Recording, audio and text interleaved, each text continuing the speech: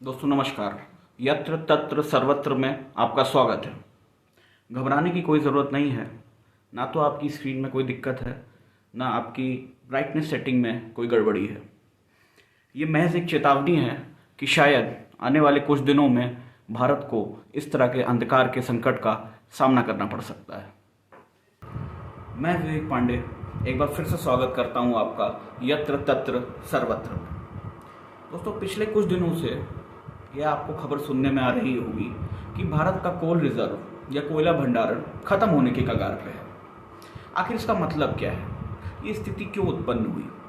सरकार इसके लिए क्या कर रही है और हमारा क्या योगदान हो सकता है? आइए इसके बारे में विस्तार से चर्चा करते हैं। देखिए दोस्तों, बिजली उत्पादन की विभिन्न तकनीकें विकसित हो जाने के बावजूद भी, जैसे कि हाइड्रो या सोलर या विंड पावर, हमारी बिजली की आपूर्ति की ज़रूरतों को 70% तक थर्मल पावर स्टेशंस पूरा करते हैं, जो कि कोयले से चलते हैं। सरकारी निर्देशों के अनुसार हर एक थर्मल पावर स्टेशन को हर समय अपनी ज़रूरत के 14 दिन की ज़रूरत के हिसाब से कोयला भंडारण या कोल रिजर्व बना के रखना पड़ता है। आज स्थिति ये है कि कई कोल पावर स्टेशंस या थर्मल पावर स्टेशंस हैं, वहाँ पे मात्र 4 दिन का कोल रिजर्व बचा है। कई जगह सिर्फ 2 दिन का, और कहीं ये पूरी तरीके से ख़त्म हो चुका है। तो हम देख सकते हैं कि एक बहुत ही बड़ा संकट या विपदा, जिससे कि भारत पूरी तरीके से अंधकार में डूब सकता है, ये इसका हम सामना कर रहे हैं। आखिर इसके पीछे का कारण क्या है? ऐसा क्यों हुआ? देखिए दोस्तों, जैसे जैसे कोविड महामारी से जुड़े जो रिस्ट्रिक्शंस थे या जो प्रतिबंध थे वो हटने लगे और इकोनॉमी रिकवर होने लगी, तो उसी हिसाब से हमारी बिजली की ज़रूरत बढ़ने लगी। बिजली उत्पादन तो नहीं बढ़ा, लेकिन बिजली की ज़रूरतें बहुत तेज़ी से बढ़ी, और इसकी वजह से एक तो बहुत ज़्यादा लोड शेडिंग भी हमने झेली, और जो हमारे कोल रिजर्व थे उन पर भारी दबाव बना। ज़्यादातर ये सप्लाई कोल या थर्मल पावर स्टेशंस ने ही पूरी करी, जिसकी वजह से उनका रिजर्व और घट गया।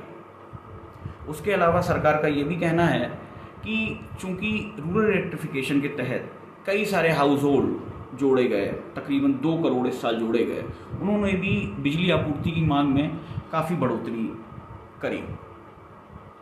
इन सब फैक्टर्स के अलावा एक जो और फैक्टर था, जो कि मौसम का फैक्टर है, कि अगस्त और सितंबर के महीने में भारी मानसून या भारी वर्षा हुई, जिसकी वजह से जो कोल माइंस थी वहाँ पे सही तरीके से कोयले का खनन का काम नहीं करा जा पाया, जिसकी वजह से सप्लाई काफ़ी हद तक बाधित रही। इंटरनेशनल मार्केट्स में भी कोयले के रेट काफ़ी बढ़ गए, जो बिल्कुल भी मददगार साबित नहीं हुए।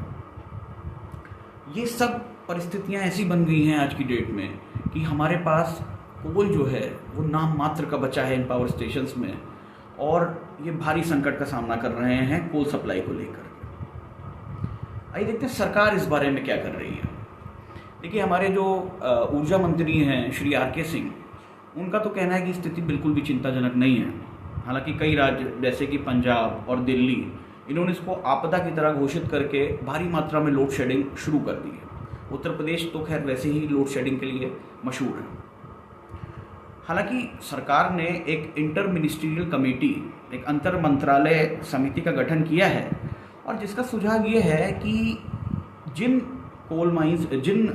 थर्मल पावर स्टेशंस में खुद की कोल माइंस हैं, सबसे पहले उन्हें प्रोडक्शन बढ़ाना होगा, और इसके साथ साथ जिन थर्मल पावर स्टेशंस में कोयला भंडारण अपने न्यूनतम स्तर पर पहुंच गया है, वहां सबसे पहले आपूर्ति कोयले की करी जाए। हालांकि इसके लिए इन्हें एनवायरमेंटल मिनिस्ट्री से क्लियरेंसेस, जिससे कि जल्द से जल्द और ज़्यादा मात्रा में माइनिंग करी जा सके, इसकी ज़रूरत पड़ेगी। और उसके साथ साथ रेलवे मंत्रालय, जो इसकी भारी मात्रा में जो विभिन्न क्षेत्रों में कोयला संयंत्र हैं वहाँ पे पहुँचाया जा सके, इसमें मदद कर सके। हम लोग सही मायने में देखा जाए तो भारत के जो नागरिक हैं वो लोड शेडिंग के तो काफ़ी हद तक आदी हैं। ऐसा पहली बार नहीं होगा कि बिजली बहुत ज़्यादा कट रही है। हालांकि इस बार ऐसी स्थिति बन सकती है कि हमारे और आपके इन्वर्टर इस आपूर्ति की कमी को पूरा ना कर पाएँ, और डीजल के बढ़ते जो दाम हैं उसकी वजह से जो डीजल जनरेटर्स हैं उनसे बिजली पैदा करना शायद आपकी पॉकेट को रास ना आए। मेरा तो ये मानना है कि बिजली की आपूर्ति 24 घंटे की आपूर्ति सही वोल्टेज पे और उचित दामों पे हो, ये एक बहुत बड़ा राजनीतिक मुद्दा बनना चाहिए और हम सबको इसके ऊपर बात करनी चाहिए। धन्यवाद।